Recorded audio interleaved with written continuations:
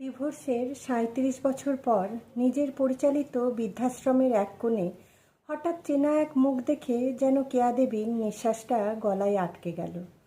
বোঝার চেষ্টা করছিলেন, এত বছর পর মানুষটিকে এভাবে দেখতে হবে, এটা একেবারেই অকল্পনীয় ছিল। বৃদ্ধাশ্রমের এক নিঃশব্দ দুপুরে হঠাৎ করেই থমকে দাঁড়ালো তার জীবন। করিডোরের এক কোণে বসে থাকা এক ব্যক্তিকে দেখে গলা শুকিয়ে গেল। চোখ দুটো ভালো করে কচলালেন। না, ভুল হয়নি। ওই মানুষটি সেই সমীর। সমীর তার একসময়কার জীবনসঙ্গী। আজ সে একেবারে অন্য মানুষ। নুয়ে যাওয়া শরীর, মুখে জীর্ণতা, চোখ দুটো অসাড়। কিছুটা দ্বিধা আর বিস্ময় নিয়ে তার সামনে গিয়ে দাঁড়ালেন কেয়া দেবী। কোনো প্রতিক্রিয়া নেই। তখনই বুঝলেন সে চোখে দেখতে পায় না। ৩৯ বছর আগে বিয়ে হয়েছিল তাদের। স্বপ্নে ভরা এক সংসার, একান্নবর্তী পরিবার, ভালোবাসা, শ্রদ্ধা, সব কিছু যেন ঠিকঠাক চলছিল। কিন্তু সময় সব বদলে দেয়। বিয়ের ২ বছর পেরিয়েও যখন ঘরে সন্তান আসেনি, তখন শুরু হয় চাপা প্রশ্ন, ঠান্ডা কথা, ইঙ্গিত।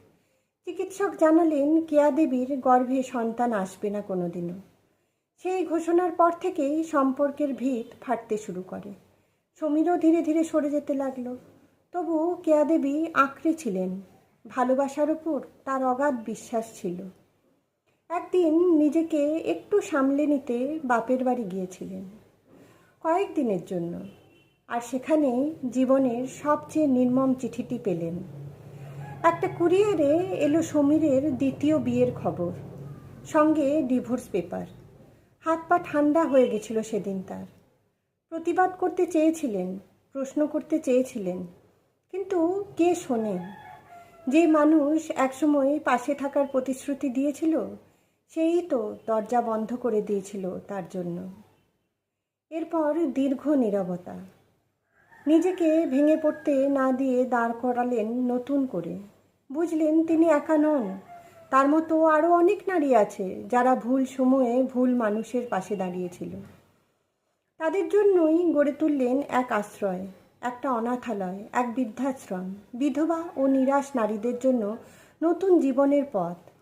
চেয়েছিলেন কেউ যেন আর সেই ভয়ঙ্কর শূন্যতার মুখোমুখি না হয়, যেটার ভেতর দিয়ে তিনি গিয়েছিলেন। আর আজ, এত বছর পর, সেই আশ্রয়েই বসে আছে সমীর।